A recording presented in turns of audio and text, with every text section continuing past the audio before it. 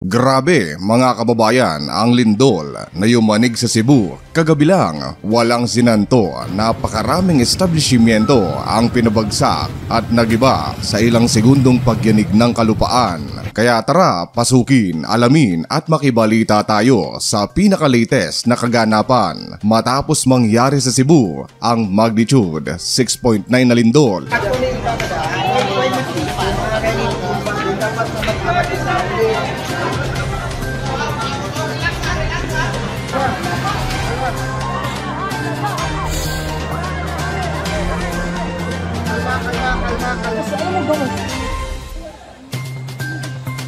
Lord, please send some help, Lord. Dito lang sa channel na kung ikaw ay may kaalaman, hinding-hindi ka malalamangan. And the story goes like this. September 30, 2025, naghahanda at hindi na magkanda-ugaga ang marami sa paghiling at pag-post ng mga katagang Be Good To Me October. Tulad ng post na ito ng ABS-CBN, and I quote, "May the O in October stands for opportunity, optimism, and overcoming." At kita naman natin, buddy, na sa mga nangyari,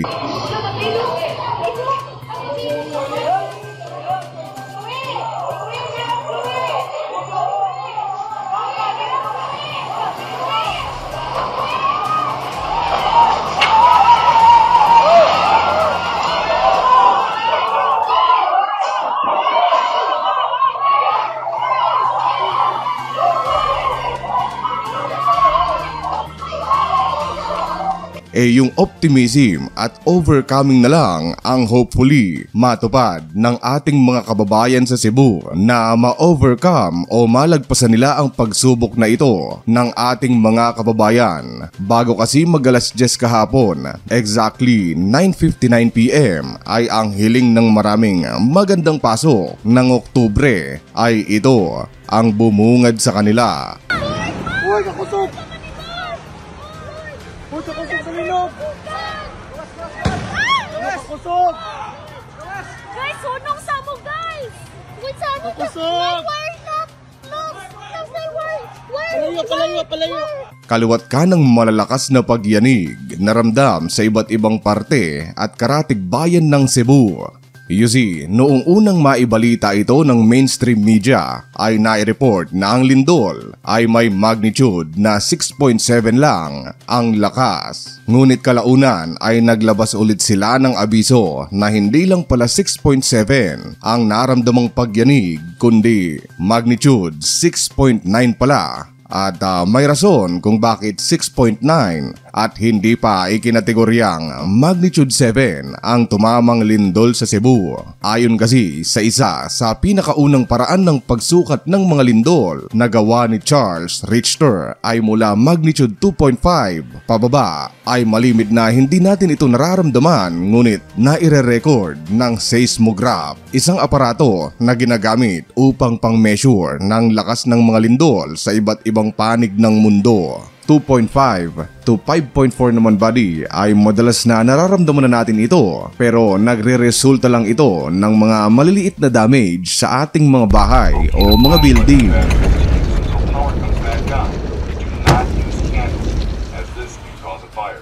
5.5 to 6.0 magnitude, buddy, ay meron ng mga damages sa mga building o mga bahay.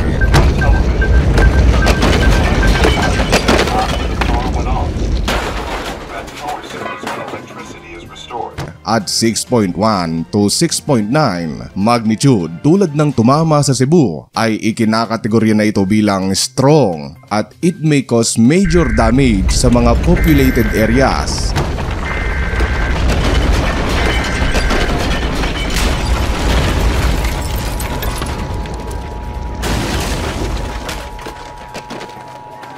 Magnitude 7 to magnitude 7.9 ay ikinakategoryang major earthquake causing serious damage sa mga establishmento at maaaring buhay na ng tao ang kapalit.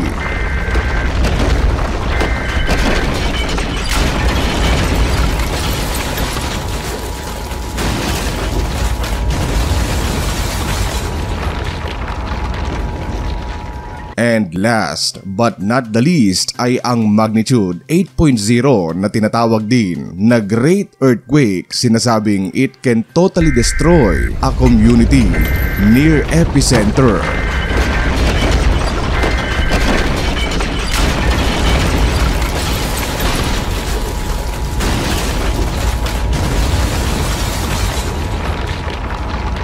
And believe it or not, ay may naitala ng The Great Earthquake magnitude 8.0 dito sa Pilipinas noong August 17, 1976 na tinagurian ding Morro-Gulf Earthquake. Huling naitala ang paggalaw ng Cotabato Trench noong August 1976 na naging sanhi ng 8.1 magnitude na lindol sa Morro Gulf. Itinuturing ang Morro Gulf Earthquake na isa sa pinakamalakas na lindol na tumama sa kapuluan. Nagresulta ang pagyanig sa 9 na metro o halos 30 talampakang tsunami. Tumama ngayon ang tsunami sa ilang dalampasigan ng timpuan sa Lebac, Mindanao, dahilan para masira ang maraming mga kabahayan at ito lahat ang pinsala at lindol na ito body na 8.0 magnitude ay nagresulta lahat sa 5,000 hanggang 8,000 na mga tao ang namaalam. Anyway buddy, mabalik tayo sa Cebu.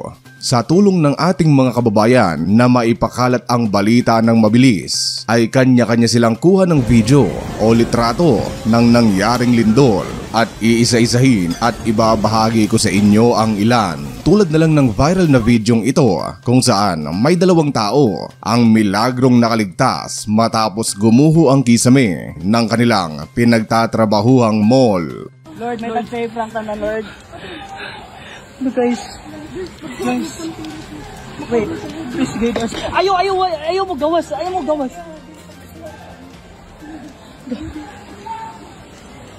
Lord, please send some help, Lord. Ang internet shop na ito kung saan busy pa noon ang mga kabataan sa pag-grow a garden nang mangyari ang lindol.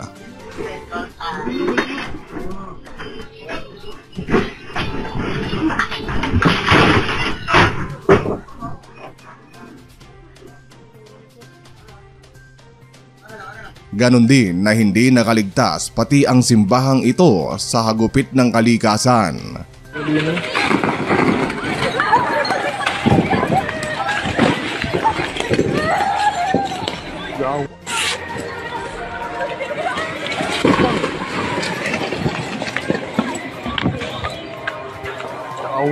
Kung mapapansin natin bali sa mga video ay pagkatapos ng pagyanig ay animoy apektado rin nito ang linya ng mga kuryente, kaya hindi na rin nakapagtataka kung bakit sa isang mall din sa Consolacion Town, hilagang bahagi ng Cebu ay na-report na may napakalaking sunog ang nangyayari.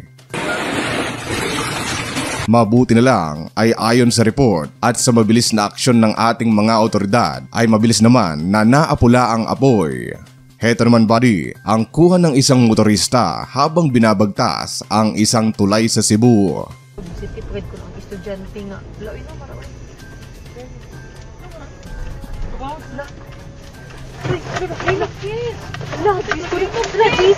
Jesus, no, oh my God, Lord Jesus Christ. Lang, naglinog lang, Lord Jesus Christ. Yes, makatras ka pa. Dili na. Itawag, balik ko. Lord Jesus Christ, Lord Jesus Christ.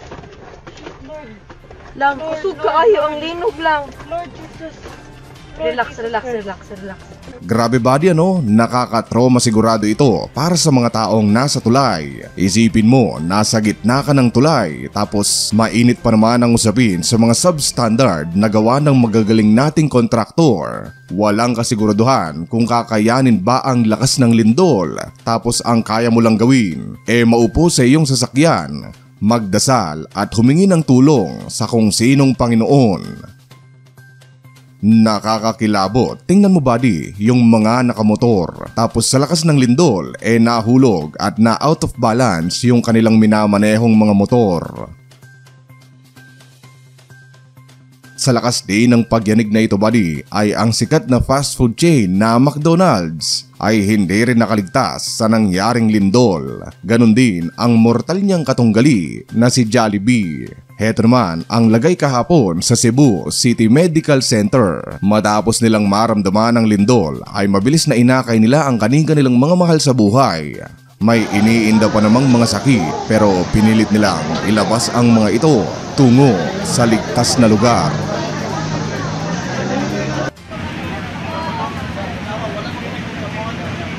Sa gitna ng palengke, nakalaunay maraming paninda at kabuhayan ng nagkanda sira-sira matapos yanigin ng lindol.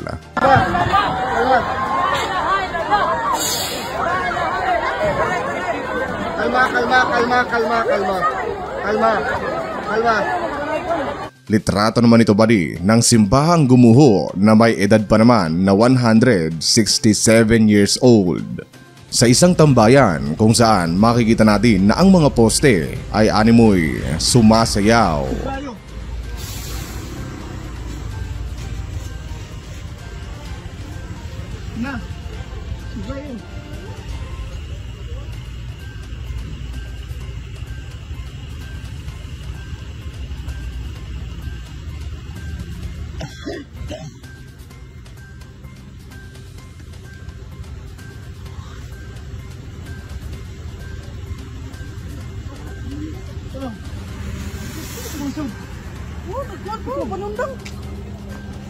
Giliok pa. Palong na, ang panong.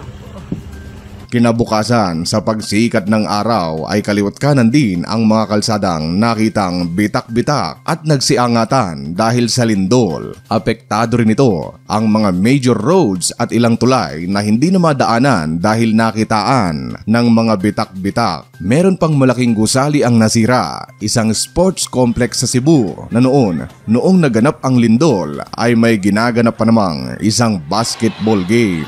Nag-collapse ang gusaling ito buddy habang maraming tao ang nasa loob, nanonood at naglalaro ng basketball. Kalaunan, marami ang nai-report na sugatan dahil sa pagguho at ang nakakalungkot ay nang dahil sa pagguhong ito ay may ilan na binawian ng buhay. Grabe buddy ano? Mahirap, mayaman, may sakit o wala, bata, matanda ay walang ligtas sa galit ng kalikasan. Naisip ko tuloy na bakit kaya ganun ano? Na tila ang kalikasan na ang gumagawa ng paraan para ma-expose ang ilang durobong tao sa kanilang ginagawang palyadong mga government projects para sana sa mga Pinoy, para sana sa mga nakararami. Kasi isipin mo, kamakailan ay ang walang tigil na ulan nang dahil dito ay na-expose ang mga substandard na flood control projects. Tapos ngayon, lindol naman tulad nung sa sports complex. At tignan nyo itong proyektong ito buddy, proposed Phase 2 project na hindi pa nga napapakinabangan, sira na at maaaring hindi na matuloy. At syempre, hindi ko kakalimutan ang pagiging Pilipino. Nasa Pinas tayo at mga maawain kesyo wala namang may gusto nang nangyari. Malakas talaga ang mga pag-uulan-ulan nitong nagdaang mga araw. At yung lindol, so wala tayong magagawa. Walang dapat sisihin sa pagkasira ng mga tulay, kalsada at mga building na gawa ng gobyerno at kung ano-ano pa. Ngayon, sa likod ng lahat ng pinag-usapan natin ay as of this recording ay aabot na sa 30 ang bilang ng mga taong na maalam dahil sa pangyayaring ito at inaasahang madaragdagan pa as the hours and days come by. Isinailalim na rin sa state of calamity ang Cebu dahil sa lindol at nangakong ibababa ng hanggang 20 pesos lang ang bawat kilo ng bigas na ibebenta sa Cebu. So ayun, naway naliwanagan at nakapulot kayo kahit kaunting kaalaman sa kwento natin ngayon. At ako po ay lubos na nagpapasalamat sa pagsama ninyo sa akin hanggang dito sa dulo ng videong ito. And as always, thank you so much for watching. Goodbye.